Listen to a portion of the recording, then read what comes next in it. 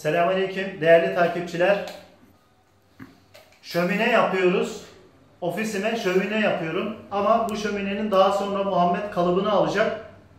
Değerli izleyiciler, isteyen olursa bunlardan üretip size gönderebileceğiz. Veyahut da yakın çevrede oturuyorsanız bunu size uygulama yapabileceğiz. Ama benim bunu yapmadan önce bir isteğim var. Siz de bunu öğrenin. Hani nasıl yapılır?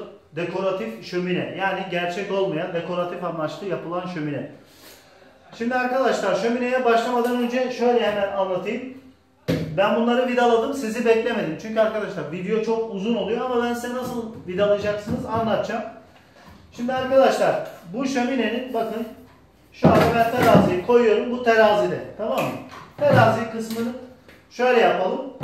Şimdi şöminenin içinin ölçüleri şöyle arkadaşlar. 80 santim buradan buraya geliyor. 80 santim de buradan buraya geliyor arkadaşlar. Teraziyi koyup veyahut da metreyle bunu çiziyoruz. Daha sonra arkadaşlar yaklaştır Muhammed. Yaklaştır Muhammed biraz.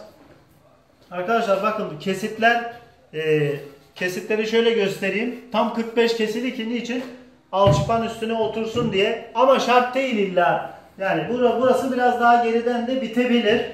Mesela bu tahta var. Bunu 45 kesmedim ama o vida tutar. Mühim değil. Zaten bir tane de böyle aşağı inecek. Şöyle göstereyim. Böyle bir parça daha koyacağım. Şimdi arkadaşlar 80 çizdik. 80 çizdik. Ve bu 80'den de aşağıya doğru da çizdik. Şimdi arkadaşlar burada bir alın parçası olduğu için ben buraya geniş bir tahta koydum. Görünüşte zayıf gibi görünebilir ama siz bunları alçıpanları vidaladığınızda arkadaşlar bu çok sağlam olacak. İnanın bana işinizi görecektir yani. Şimdi arkadaşlar burada yine aynı şekilde ben daha sonra buraya belki bir yer kaplaması yapacağım. Bir boşluk bıraktım.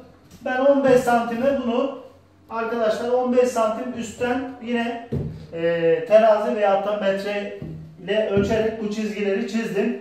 İçine çıtaları vidaladım. Bakın arkadaşlar, alçıpanla ilgili olarak size birçok videolar yapıyorum. Arkadaşlar bu profili görüyor musunuz? Bu ahşaptır ama bu da bir profildir arkadaşlar.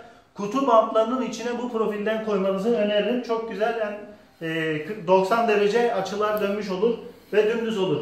Böyle profili arkadaşlar bu duvarlara böyle vidalayarak, tamam mı? Buradan L şeklinde aşağı doğru, buradan da L şeklinde aşağı doğru iki tane yapıyorsunuz ve yine bu parçayı vidalıyorsunuz arkadaşlar iki taraftan üstüne. Ama nasıl? Böyle arkadaşlar 45 kestim ben.